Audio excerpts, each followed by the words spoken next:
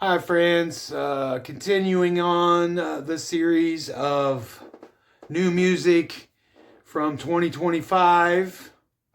In this episode, we're going to talk about bands that could be considered legacy bands, but aren't exactly the old heads from the 60s and 70s and 80s. Like stuff that's bands that were around 10 years ago, in the early 2000s, 2004, 2007, that type of thing. So the first person I want to talk about is Youngblood. And he's really just making a name for himself this year. Just killed it at the Back to the Beginning concert, singing Changes by Black Sabbath. And just made a lot of old heads really have their ears perk up a little bit. And he's kind of divisive. You either love him or you hate him.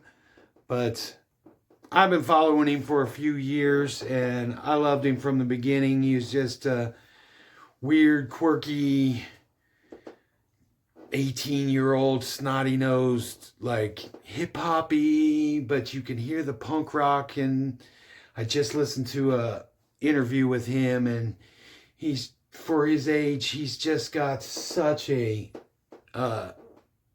love for the band, classic bands, the Bowies and Freddie Mercury's and Nirvana and Smashing Pumpkins, and just a history of good rock and roll in his head. And this new album is just a tribute to all of that. It's called Idols. And I just found out from that interview that his new song Zombie, he had Billy Corgan help him write it a little bit. Well, he wrote it and he helped him kind of polish it up to be what he wanted it to be. So that's cool. I'm sure there's other collaborations on this album. And it came out about half a year ago, maybe 7 or 8 months ago. And he just said in that interview that he's about to put out part 2. So it's going to be kind of a double album. And for now, it's, I think, going to be his masterpiece. It's got to be one of my top 10 albums of the year. I know I say that about every other record that I talk about, but Youngblood is definitely on the right path, and I'm going to enjoy following him for the next couple of years. Another band, I didn't realize Arcade Fire had new music out until just the other day, and I could only really find one song.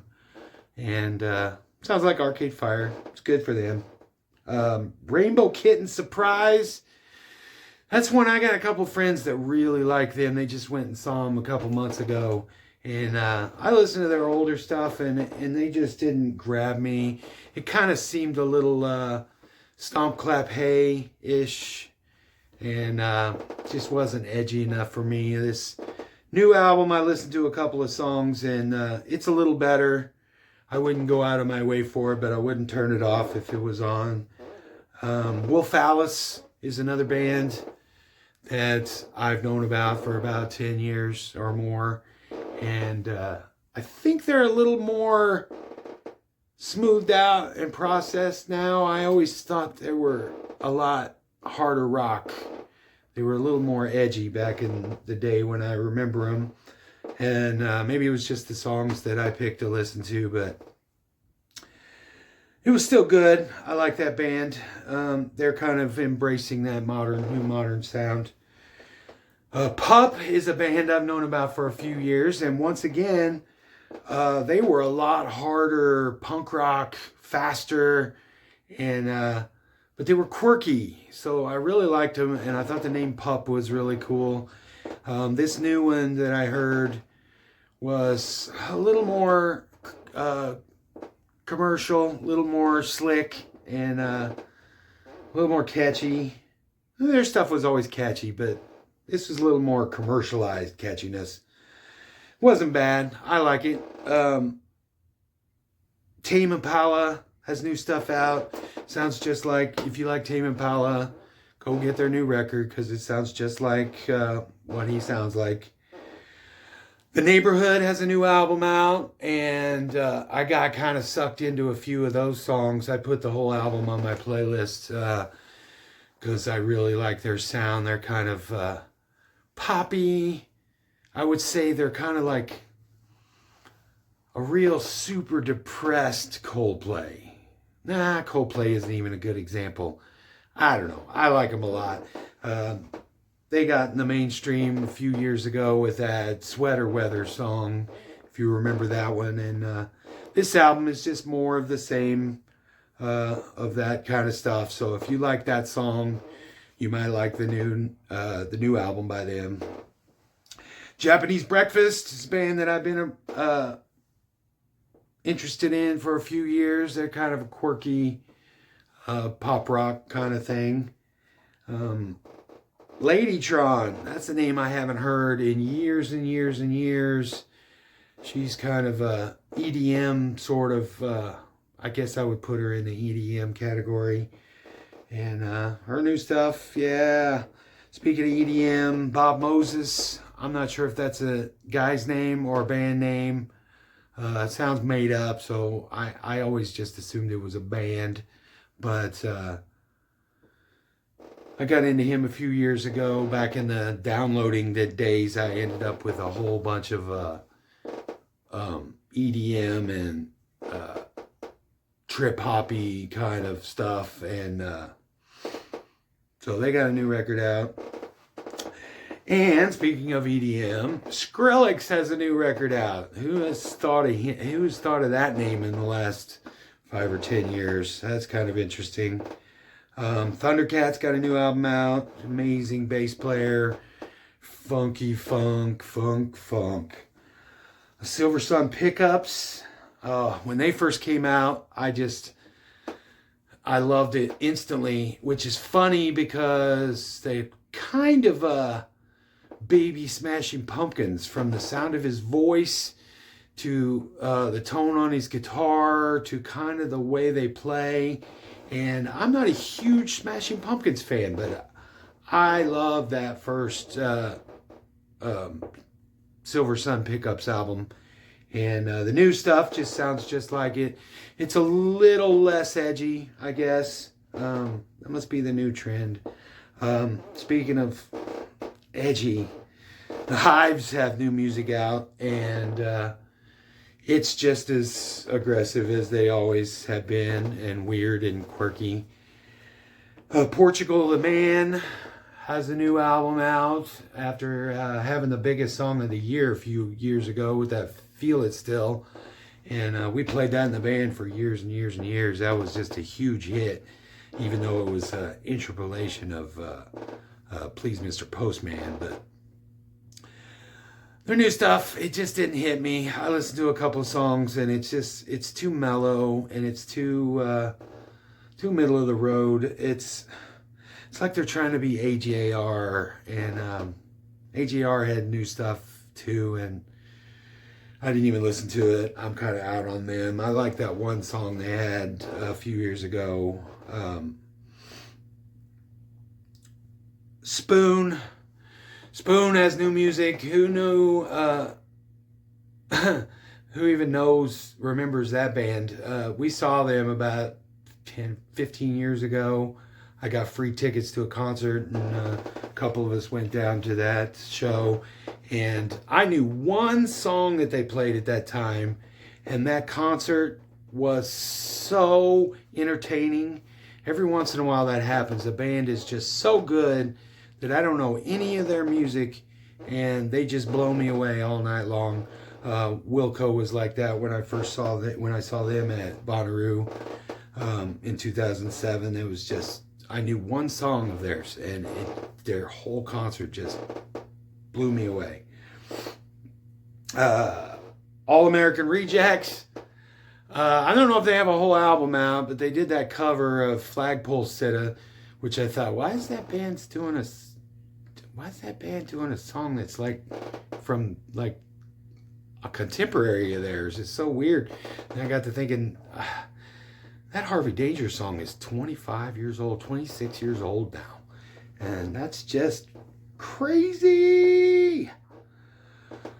Moving on, Prophets of Rage. I saw them in concert a few years ago. For somebody that's kind of out on concerts over the last few years because of price and time and just situations, I just don't go to concerts anymore. I seem to be talking about a lot of concerts that I've been to, but it sounds like Rage. It's what it's supposed to sound like. Sounds like Rage with Cypress Hill and Chuck D singing over it. That's Chuck D, right? It's Be Real and Chuck D. For some reason, I'm questioning myself. Is that right? Anyway, Prophets of Rage. So good. Haim. That's one. They've been gone for a few years. That's a group of sisters. It's basically like the mainstream version of what The Warning kind of came along and became the heavy metal version of Haim, is I guess the way that I should say it. And they're good. Those girls, obviously sisters, they've been playing together since they were kids. But they're phenomenal musicians and great singers. And I don't know about the songwriting. It's all right. It's not for me. It's for the Taylor Swift crowd. It's maybe for the just becoming too smart or too mature for Taylor Swift crowd. How about that? OK Go has new music, and they're always catchy and fun and upbeat. But the thing to look for them is their videos. Every video they make is just groundbreaking. It took us 18 hours to set up this one shot that takes 4 seconds in the video. And their just attention to detail is immaculate. And I just love all of their videos. And they wouldn't go over if the songs weren't that good. That's Here I Go Again. Is that what that's called? It's the same as the Whitesnake song. Here the treadmill video from whatever, 20 years ago, 15 years ago.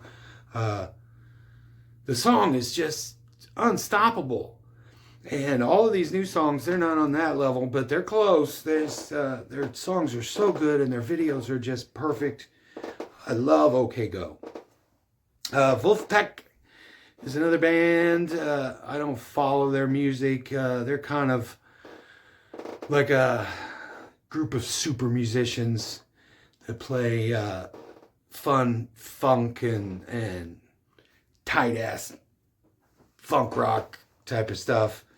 I had no idea they were as big as they were. I saw a video of them playing at Madison Square Garden, and that's just crazy. I thought they were just like kind of an underground or like almost even a YouTube band, but they're out there still kicking it. Gogol Bordello. God, that's such a hard name to say. Gogol Bordello.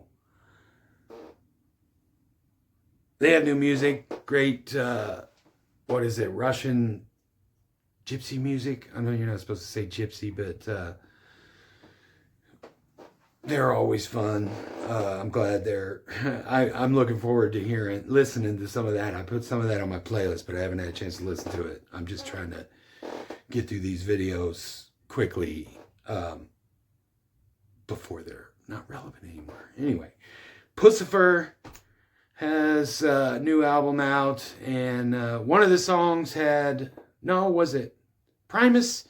They're kind of entangled with Primus right now. They toured together. I think it was Tool. No, they wouldn't have toured at the same time as Tool.